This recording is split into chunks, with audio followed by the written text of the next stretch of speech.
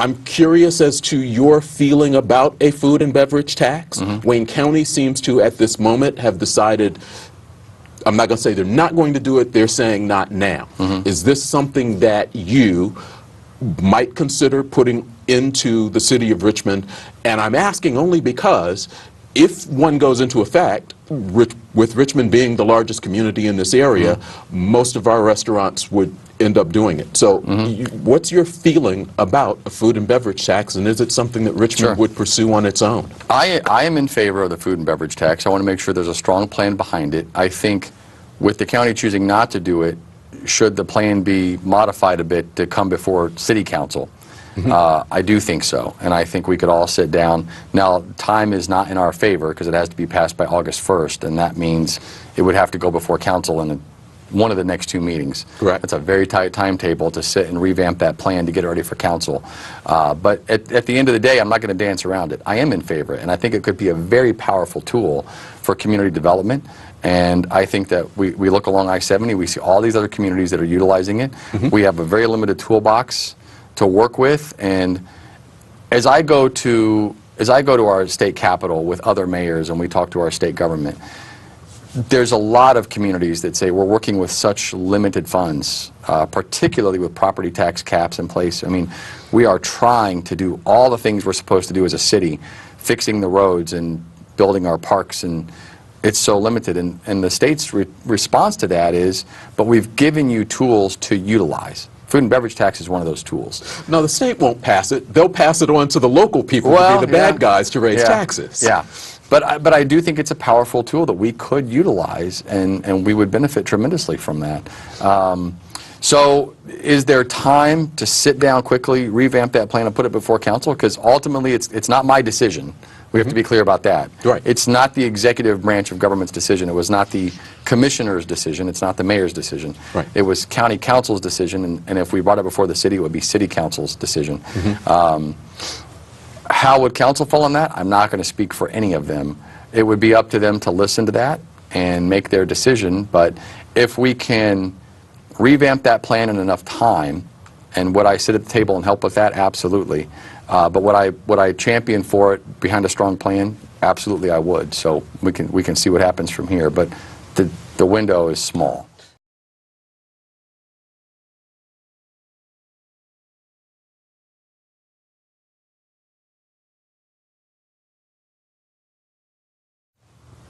Why do we still allow renters and landlords to throw trash and junk all over their properties and nothing is done about it? This was a conversation that you had actually in last year's State of the Absolutely. City. You talked about dumping and moving things along. Yeah. Obviously, people are still seeing some issues in that way. Well, sure. So can you bring us up to date with where you are? And I want to correct that question. We are certainly not allowing anyone to dump trash in their front yard or on their sidewalks. We don't allow that by any means. And do we do things about it? Absolutely. So we recently had a pretty bad one over on the south side of Richmond, where I was driving to an appointment that I had and passed by and saw the mess. So I immediately pulled over, grabbed my cell phone, I called my office, and I said, there's a giant mess right here. Somebody has thrown out some furniture. I mean, it was like a pile of just trash. And I said, get our sanitation department on the phone. Let's get this cleaned up.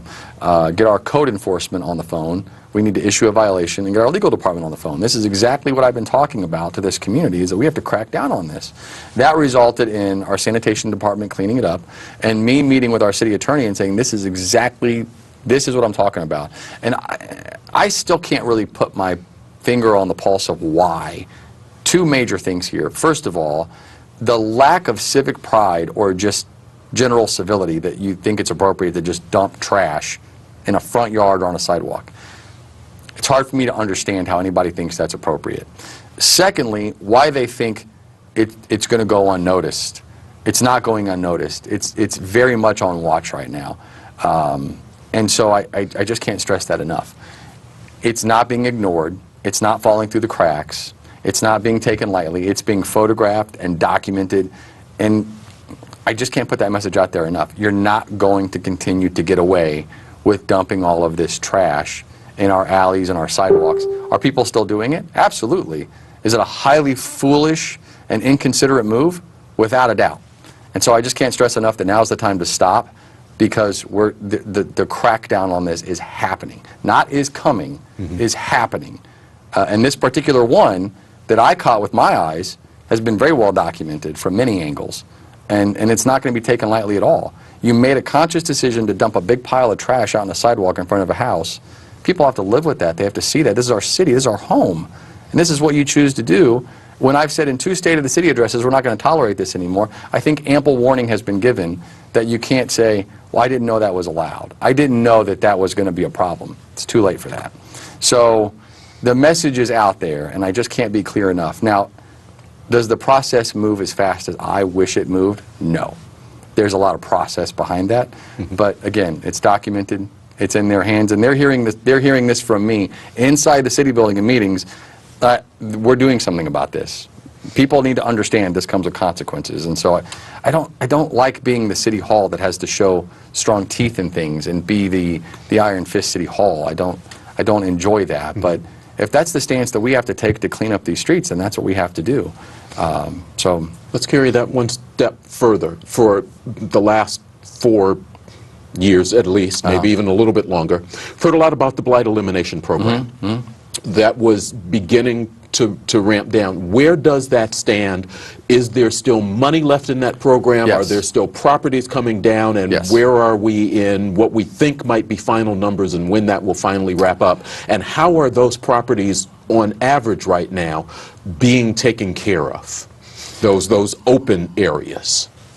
as far as like nuisance mowing, we have a contract in hand that I just signed last week for the Blight Elimination property mowing. So that's in hand. Those will get taken care of. You asked about drilling down on numbers and number of properties, and I didn't bring that with me. I apologize. I can't just regurgitate that. But we do still have money, and we are still continuing through the Blight Elimination process.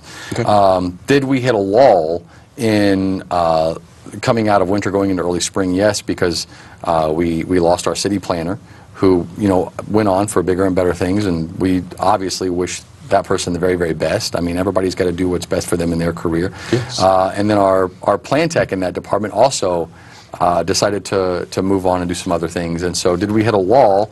Absolutely. Have we kind of picked that back up and started that rolling again? Without a doubt.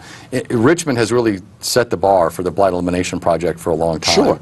And we don't want to drop the ball on that. So we're keeping that moving. We are keeping that going. And there is still money. There are still properties yet to come down. There are still some that will happen this year. And so we're pushing forward on that. And so we should continue to see movement.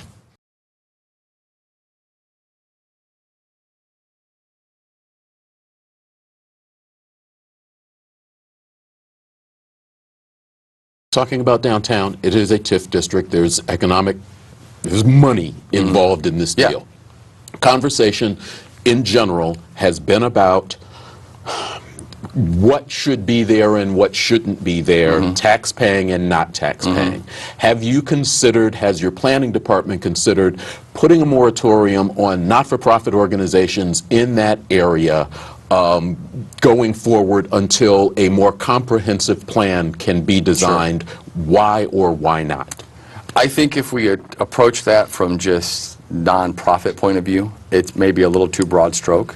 We have nonprofits that can contribute tremendously to the landscape of downtown, but maybe we focus more on use. So it's one thing for a nonprofit to just be a nonprofit entity, but what's the use of the building and what's the day-to-day look like? And there are uses you can drill down on rather than just taking that broad stroke approach and just saying non-for-profits as a whole out. That could end up being a detriment. I can tell you that when I heard that Lifted Church was going into the former Beaches building, and it sparked some debate amongst the community. Is this the right move? I started a monthly regular meeting with the pastor of that church, Matt Smith, who was one of the winners of one of our Young Leadership Awards. He's a fantastic young man. And so I said, let's start meeting on the first Thursday of every month in my office. If you're going to be a part of downtown, I need to know what you guys are doing, because the community's coming to me and saying, correct, is this the right fit for downtown? So Matt came in, and we just started having conversations. Tell me about what you're going to do downtown, because I'll be honest, what would be helpful is if your church held events outside of your normal service time, So what if you guys could hold an event as a church on a Thursday night and you'll bring more people downtown? Can you hold an event that's more community-based? And he said, absolutely, we'd love to do that. Can your church, I feel like there could be an army of volunteers in there. In the fall and winter, if I said, Matt, can your church help us with some leaf sweeping or some snow shoveling or some salting? He said, absolutely. This is an example of how a nonprofit can bring vibrancy and help.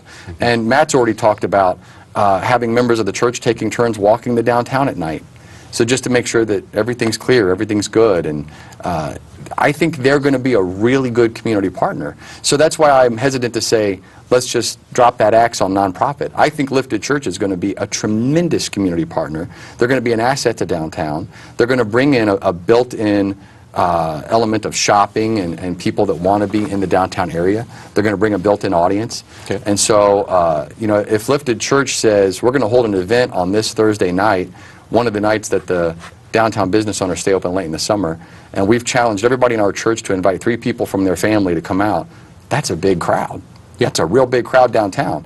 And I know that they're committed to doing things like that, to give back to the downtown environment. So that's why I take that approach.